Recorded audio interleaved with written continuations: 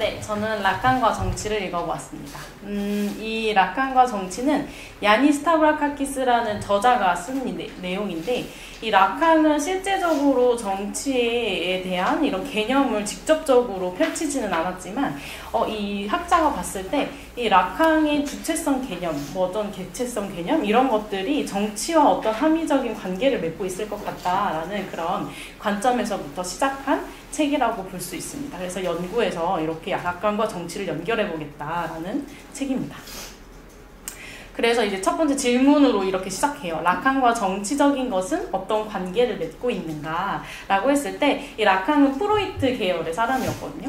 그래서 이 프로이트가 말한 것이 개인 심리학은 동시에 사회 심리학이고 어떤 정신분석학 연구의 주요 주제였던 모든 관계들이 사회 현상으로 생각이 될 수 있다, 생각될 필요가 있다라고 주장을 합니다.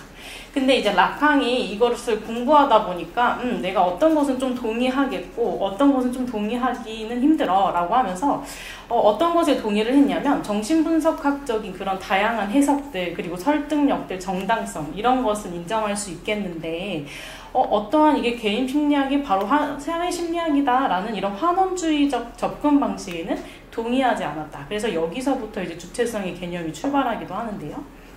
그리고 이제 사회 전반을 봤을 때 우리 역사에 있어서 주체성을 의식적인 자아로 환원하는 어떤 본질주의적인 환상이 있어 왔는데 이게 어떤 말이냐 했을 때 이 데카르트, 대표적으로 데카르트가 아까 말씀하셨듯이 생각한다, 나는 고로 존재한다. 그러니까 내 주체성은 내 안에서부터 출현한다는 것이야. 척도가 내 안에 있고 그래서 이런 환원적인 이런 본질주의적인 환상, 그리고 마르크스가 계급론이라고 주장했던 이 사회는 노동자와 자본가로 이루어져 있어 이런 이분법적인 생각 이런 것들에 대해서 타파를 하겠다라고 하면서 이제 라칸의 세미나에서 이런 질문을 던집니다. 라칸은 이제 우리 인간이 그래 문명의 발전으로 과학의 발전으로 신의 어떤 예전에는 신으로서 내 위치가 지어졌지만 문명의 발전으로 어떤 인간의 만물의 척도라는 이야기 들어 그건 알겠어. 근데 내 자신의 척도는 그럼 뭐야? 라는 질문을 더 본질적으로 들어간다는 것이죠. 그래서 그 자신 안에서 이 척도를 찾을 수 있는 것인가 하면서 주체성에 대해서 더 발전된 생각을 하게 됩니다. 그래서 대답은 아니었으니까 이런 이론들이 나왔겠죠. 그래서 라칸의 주체라는 것은 이런 본질주의적이고 극단적으로 단순화된 주체성 개념 너머에 위치해 있다라고 하면서 여기서부터 출발을 하게 됩니다. 그래서 이 라칸은 어디서부터 이제 그 주체성의 근본적인 것을 찾았냐 했을 때 이 프로이트가 심리 내적인 분열이라는 용어를 종종 사용하기도 했는데요. 이것을 조금 더 차용해서 주체성 일반을 구성하는 것으로 보았다고 하고 있었어요. 이게 무슨 말이냐 했을 때 내가 되고 싶은 거 동일시하고 싶어서 닮고 싶지만 거기서 간극으로 인해서 나타나는 차이들 그런 것이 계속해서 분열되면서 또 다시 결핍이 일어나서 그것을 또 다시 채우기 위해서 이렇게 분열되어 간다는 존재인 거죠. 그래서 이러한 라칸의 주체성 개념은 라칸을 사회 정치적으로 어떻게 전유해 볼 수 있는 가장 좋은 출발점이 될 수 있을 것 같아 라고 하면서 이 저자가 얘기를 합니다. 그래서 이 주체성의 개념의 궤적을 조금 더 더듬어보고 어떠한 사회 정치적 함인들의 윤곽을 그려보도록 하겠다라고 하면서 이 책의 목적을 소개하고 있었어요. 그래서 저의 이제 질문 목차는 이렇게 됐습니다. 라칸의 주체성 개념과 정치는 어떤 관계를 맺고 있는가 였습니다. 그래서 제가 이렇게 화살표를 붙였는데 이 강의를 다 듣고 제 목차를 다시 한번 보게 된다면 이게 계속적으로 지속된다는 걸 이해하실 수가 있어요. 첫 번째 기표의 효과로서 나타나는 주체인데 이 기표라는 것 때문에 우리가 위치 지어진다. 이 주체성이 내 안에서부터 출발하는 것이 아니라 이 사회 전반적으로 구성되어 있는 이런 질서들 때문에 그 위치에서 내가 탄생한다는 거예요. 그런 것들을 반영받고 그리고 주체의 결핍으로 재현되는 담론인데 그렇게 해서 계속 결핍 아까 말했듯이 동일시하고 더 닮아가고 싶고 그렇게 되고 싶은데 결핍이 계속 출현됨으로써 인해서 거기 다가갈 수 없는 것을 다시 의미화 짓고 이제 올라가는 과정이 재현되는 담론이 재현된다는 것이죠. 근데 이 기표의 효과로서 주체가 나타나게 하는 것은 어떠한 권력이 조금 있는 것 같다라고 하면서 이렇게 같이 따라가 보시면 좋을 것 같아요. 이제 첫 번째, 기표의 효과로서 나타나는 주체인데요. 언어학자이자 구조주의 소시르라는 학자가 있었는데 이 분은 이제 언어학의 시조라고 불리시는 분이에요. 그래서 이분이 주장했던 것은 기의와 기표가 있는데 어떤 언어의 자의성을 인정을 하면서 이런 의미들이 기표와 이제 연관이 되는 것은 어떠한 의미가 그런 어떤 연결고리가 없이 그냥 언어가 자의적으로 연결이 되는 거야 라고 주장한 학자인데요. 이것을 이제 라깡은 차용을 하면서 아니다, 이 기의 방향을 결정하는 것은 기표의 구조이다 하면서 기존의 언어의 자의성을 어떠한 전복으로 이제 다시 한번 생각해 볼 수 있도록 이제 포스트 구조주의에 한 발을 앞장선 거죠. 그럼 기표의 효과로 어떻게 나타나는데 했을 때 아이가 첫 번째 이제 우리 태어났을 때부터 출발을 하는 겁니다. 근본적으로 이제 거울 단계라는 것을 거치는데 이 아이가 상상하기에 신체적 파편화라는 것은 실제로 라캉이 어떤 화가의 그림을 은유적으로 표현한 것이에요. 아이는 실제로 생물학적으로도 태어나자마자 자기의 경계가 어딘지 모르는 것처럼 막 이렇게 발버둥을 치면서 그걸 모로반사라고 하거든요. 그러면서 손가락으로 자기 자신의 얼굴을 헤비기도 해요. 그러면서 내 신체는 어떠한 이제 통일성이 없어요. 뭔가 이게 파편화되어 있는 이런 상상을 갖고 있는데 이것을 이제 거울을 보게 되면 어떠한 신체적인 통일성으로 좀 전환해주면서 이 아이를 응집시켜주는 거예요. 그렇기 때문에 아까 주체성은 내 안에서부터 출현하는 것이 아니라 이 거울을 통해서 반영받는 내 얼굴을 본다는 거죠. 그래서 결국에 바깥으로부터 내 주체성이 이제 온다고 볼 수 있는데, 그래서 이 통일성과 정체성은 아까 파편화되어 있던 신체들을 상상적인 공간적인 것에서 이제 정체성의 감각을 최초로 획득하는 과정이다라고 볼 수 있습니다. 그래서 이제 아이는 얼핏 보기에는 뭔가 자기가 응집된 것처럼 느껴져요. 그래서 기품에 넘쳐 보이지만 자기가 생각했던 것과 내가 반영받은 이 이미지들이 같지는 않잖아요, 사실. 그래서 여기서 차이가 재출현합니다. 이것은 이제 우리가 살아가면서 계속 겪는 이제 거울적 반영들의 이미지 속에서 차이가 계속 재출현을 하는 건데요. 그래서 제가 좀 쉽게 예시를 들어보자 했을 때 어떤 이제 강의를 준비하는 제 모습입니다. 그래서 실제로는 진짜 너무 하기 싫고 진짜 미치겠어, 이거 도대체 뭐라고 하는 거 미치겠어 막 이렇게 하는데 여러분도 다 그러시죠? 그래서 집에 뒤에 침대 있으면 침대 좀 피해서 거실에서 하거든요. 그래서 이제 실제 대상은 난데 거울 속에 내가 여러분들에게 이제 알려줘야 되는 이런 지식들, 이런 책임감이 있으니까 이렇게 거울 속으로 이미지를 반영받고 싶은 거예요. 그렇기 때문에 내가 동일시가 될 수가 없는 거예요, 실제 나하고는. 그래서 본질적으로 거울 속의 이미지와 실제 대상은 크기가 다르고 방향 또한 전도되어 있고 이렇게 널브러져 있는 제 모습, 힘들어하는 제 모습, 이것은 이질적인 무언가로 남아있기 때문에 결국에 동일한 것으로 될 수 없다. 그래서 이런 거울 속의 이미지는 유아를 근본적으로 소외시키는 것이다 라고 하고 있었습니다. 이 유아는 우리도 유아인 거죠. 계속 살아가면서 겪는 거니까. 그래서 결국에 상상계로의 접합은 상징적 대타자로의 접합과 분리되어 존재하지 않는다라는 말은 어떤 말이냐 했을 때 실제로 제가 강의를 하는 저입니다. 근데 상상으로는 너무너무 잘하고 싶어요. 이런 걸 다 꼭꼭 씹어서 하나하나 딱 먹여주고 싶은 그런 마음이 있는데 이 상징적 대타자는 그런 기표들을 가지고 있는 선생님들인 거예요. 내 선배들, 미리 시작한 블록 선생님들, 그리고 교수님들.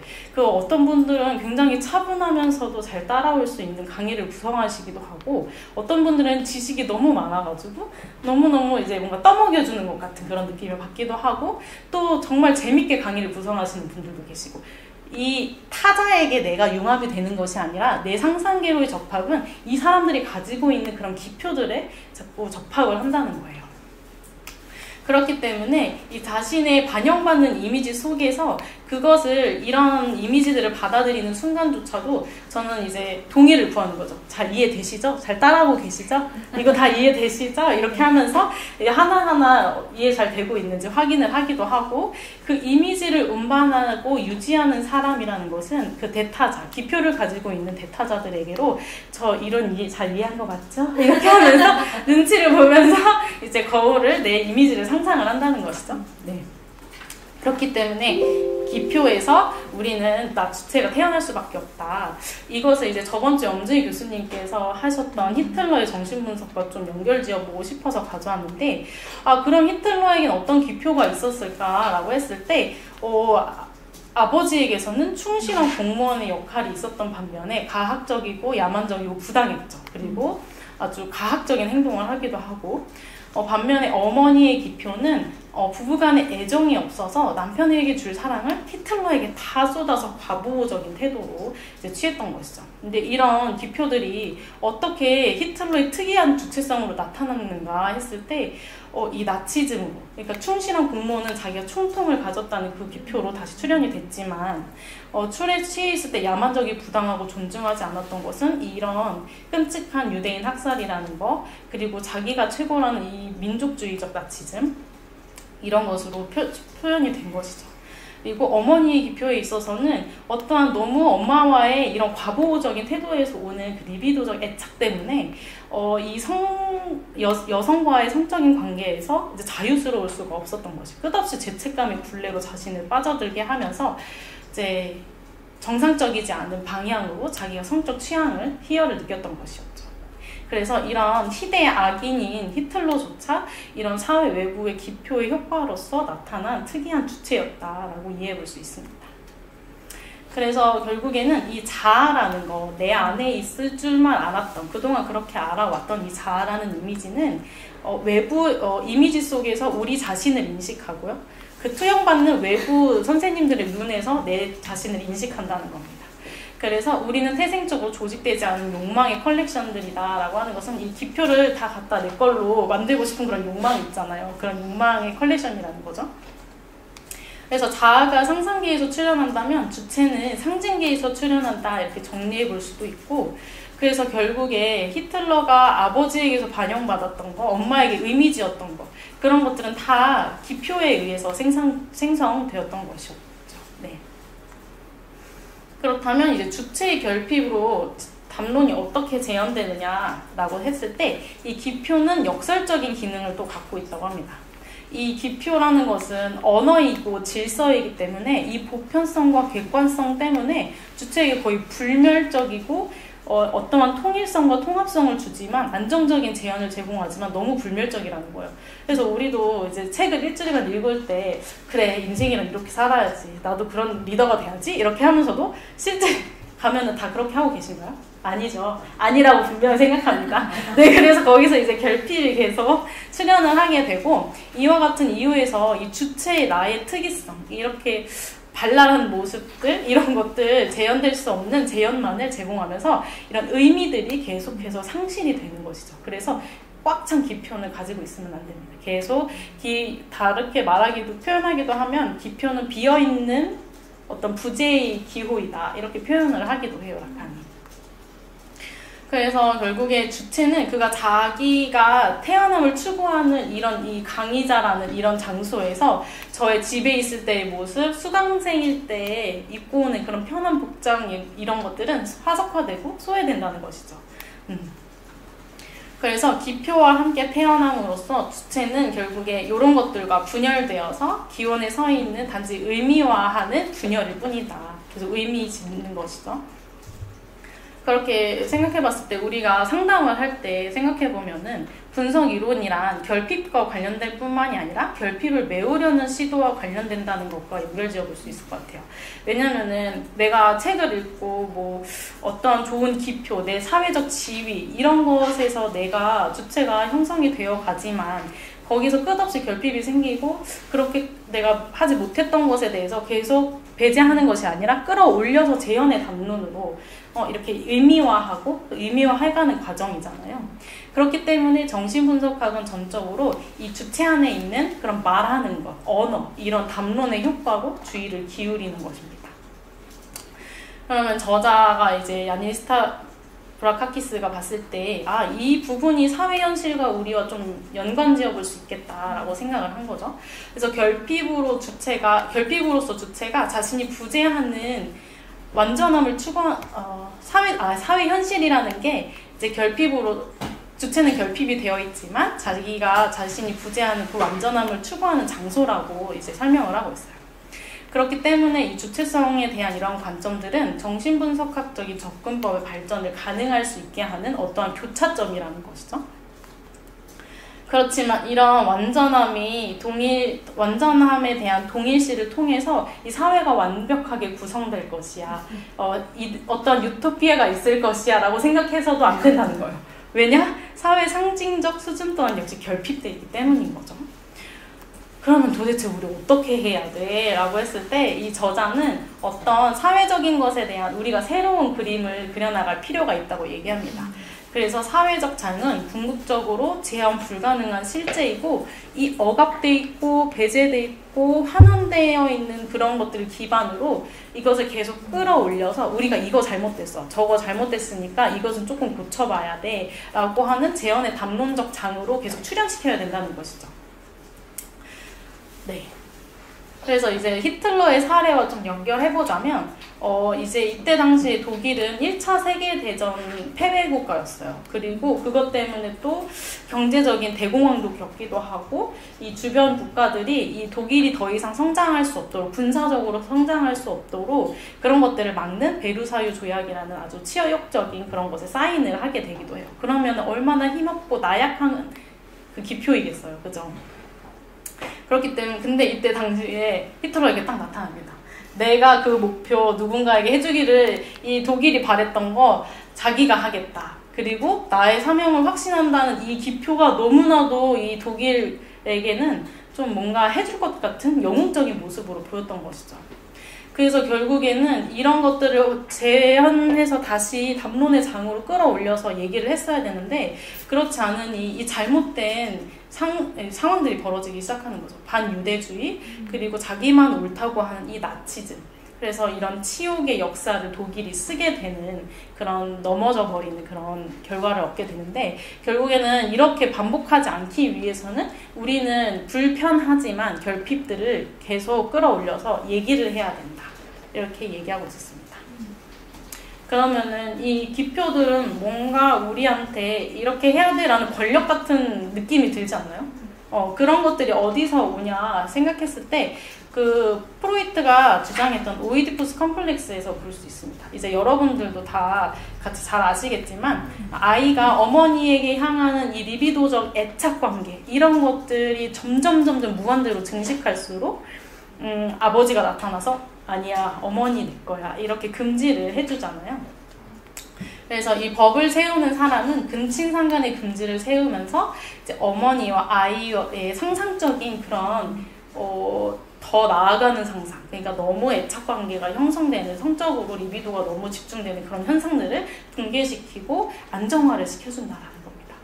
사실 이 오이디푸스 컴플렉스라는 이것도 하나의 기표죠. 그렇기 때문에 이 오이디푸스 컴플렉스라는 기표가 사회에 공헌한 것을 생각해보면 이 근친상간적 어머니와의 유착 이런 거 어떻게 설명하지? 모친살 해야 된다는 거 그거 어떻게 설명하지? 솔직히 어렵잖아요. 그렇기 때문에 그런 신화에서 가져와서 이렇게 기표를 형성을 함으로써 이제 무언가를 요구하기 때문에 금지하게 되는 거고 또 기표의 출현으로 이것으로 인해서 이제 사회 전반적인 이런 문제들이 생산적으로 다시 이제 환원될 수 있도록 이제 도와줬다는 것이죠. 그래서 라캉에 따르면은 아버지의 기능이 가장 두드러지는 차원은 바로 이것이다 라고 하면서 자연적 질서와는 구조적으로 다른 우리 인간 사회의 의미 공동체를 설립하는 그런 질서를 도입하게 하는 것이 아버지의 기능이다 라고 얘기하고 있습니다. 그렇다면 우리가 이 기표를 따르지 않았을 때 질서, 상징 이런 것을 따르지 않았을 때 어떨까요? 정신병이 걸릴 수가 있다는 거예요. 이 정신병에서 볼 수 있는 언어장애, 예를 들면 뭐 은유라던가 창조적인 은유를 구성할 수 없는 이 무능력. 2주 전에 제가 멜랑콜리를 했을 때 멜랑콜리 환자들은 말을 할 수 없다. 아예 침묵하고 마음이 닫아버린다 라고 했잖아요. 그런 무능력을 설명해 주는 거고, 그 사람들은 이제 아버지 이름, 내가 설명할 수 없는 언어들, 기표들이 없으니까 이런 무능력을 갖게 되고 정신병에 걸린다는 것이죠. 근데 이 오이디푸스 컴플렉스라는 이 기표 하나만으로도 어머니의 흡수라는 위협적이고 불안함을 불러일으키는, 성적으로 너무 이제 가게 되는 그런 방어막을 세워주기 때문에 필수적인 안전 요소로 우리 사회 전반을 안전하게 이렇게 질서지어준다라고 얘기하는 겁니다. 그렇다면 무엇이 희생되는가 했을 때 어머니 그리고 모성적 사물이 희생되더라. 그래서 아이가 태어났을 때 어머니와 이 전능감은 거의 왕처럼 느껴질 거 아니에요. 그죠? 어머니가 내 세상이고 다 들어주고. 근데 이 욕구로서의 직접적인 접근을 희생해야지만 우리는 공존할 수 있다라고 설명을 하는 겁니다. 그래서 결국엔 요구가 되어야 되고 본능이 충동이 되어야 되고 결국에 그 남들이 가지고 있는 그런 것들을 부러워하는 게 아니라 그 사람이 가지고 있는 어떤 상징적인 것을 욕망을 해야 된다는 것이죠.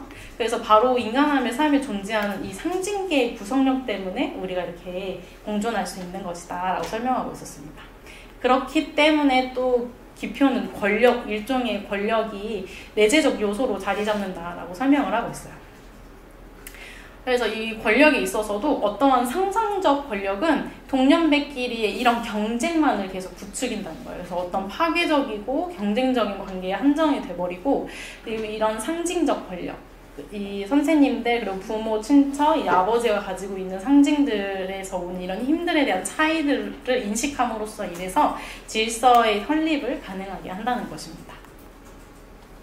그래서 결국에 주체성을 형성을 가능하게 하는 이런 조건들은 결국에 종속과 권력의 실행이다.